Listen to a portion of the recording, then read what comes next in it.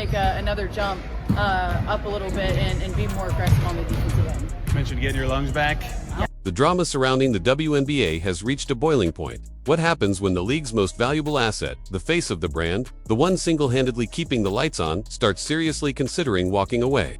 What happens when Caitlin Clark, the rookie sensation who redefined women's basketball in a matter of months, begins to question if staying is even worth it anymore? This isn't just some dramatic speculation. This is real. The whispers are getting louder. The insiders are confirming it. And the fans, they're watching it all unfold in horror. The woman who pulled the WNBA into the mainstream is being treated like an afterthought, harassed on the court, disrespected by opponents, and worst of all, abandoned by the very officials who are supposed to keep the game fair. You could see it in her face during the latest game against the Connecticut Sun. It wasn't just another physical matchup. This one crossed the line twice. First came the eye swipe from JCS Sheldon, a blatant reach across Caitlin's face, fingers landing square in her. You're playing basketball for a living. You're getting the opportunity to play basketball for a living, and so that's something to smile about. Eye. It was a move that had nothing to do with the basketball. And then, like something out of a wrestling match, Marina Mabrey came flying in like a linebacker and delivered a shoulder check to Clark's chest. No ball, no play, just a deliberate hit hand. The refs did nothing. No flagrant foul, no ejection, not even a hard stare. For most players, this might have been just another rough night. But Caitlin Clark isn't most players.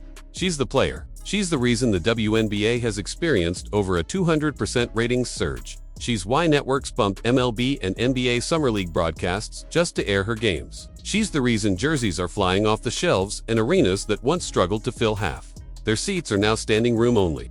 She is the WNBA's golden goose, and she's being sacrificed to appease egos and hide jealousies. Let's be clear, Caitlin Clark isn't asking for special treatment. She's never once demanded a call go her way just because of her name. All she's ever wanted is equal protection. The same foul calls, the same safety, the same respect. But instead, week after...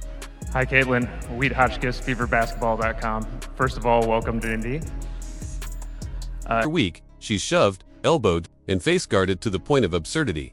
And when she asks for a fair whistle, she gets a technical dot in that infamous Connecticut game. It wasn't just the violence, it was the silence. The silence from the officials. The silence from the league. The silence that's been growing louder all season.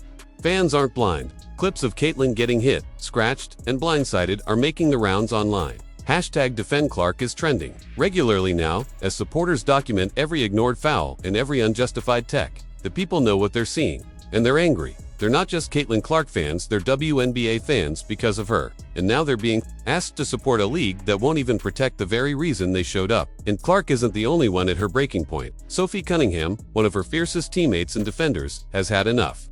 After seeing Clark hit the floor again, Cunningham didn't wait for the refs. She took matters into her own hands. Charging to Clark's defense, she got into it with the Sun players. No punches thrown, but she made her presence and her anger known. A high assist to made field goal ratio team, and we have willing passers that are willing to get the best shot on. And what did the refs do? They ejected her. Not Mabrey, not Shellman. Her dot. Let that sink in. The player defending her teammate gets tossed, while the ones responsible for the cheap shots play on without consequence. The message from the league couldn't be clearer. Sit down, shut up, and take it. Even if you're the reason we're still in business. But the fans spoke louder. Sophie Cunningham's jersey, completely sold out within hours. Every size, every version gone. Why? Because the fans recognize loyalty. They know courage, and they saw someone finally stand up when the league refused to. Sophie became a hero not just to Clark, but to every supporter tired of watching the WNBA pretend like its brightest star doesn't matter. And if Clark does leave, the league won't just lose a player, it'll lose everything. The viewership numbers tell the story better than any debate. Prior to her injury, the Indiana Fever were drawing in 1.8 million viewers per game. Without her, that number dropped to 847,000. That's not a dip. That's a collapse. That's a league teetering on the... That's what makes it so fun, you got to take time outside of practice, outside of our film, to, learn them and understand them and then come... The edge of irrelevance. You better believe executives are panicking.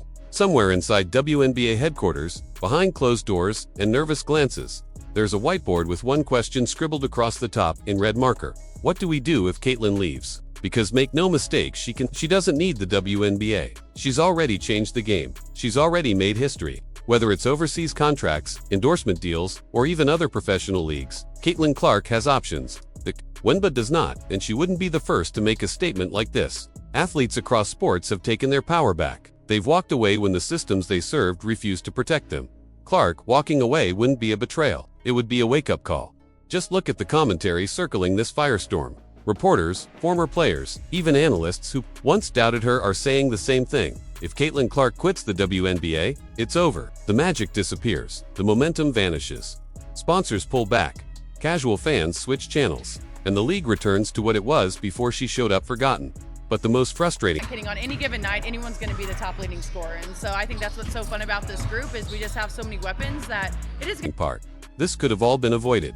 It still can. B. All the league has to do is enforce its rules. Call flagrant fouls when they happen. Protect star players the way every other professional league does. Put egos aside and understand that survival depends on fairness. This is not a case of favoritism, it's about basic decency. Even now, the clock is ticking.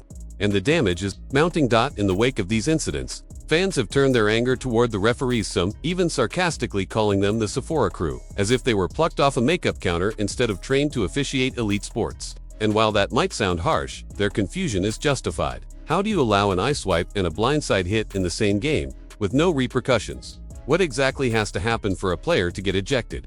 That very question was asked live on air by the broadcast announcer. What do you actually need to do to get ejected? 15 minutes of deliberation later, and all the officials could come up with was a single flagrant and a few technicals. No ejections, no message sent. Just more chaos. That is not just about Clark anymore. Buckets, which we normally don't have, and so I think we gotta do things differently.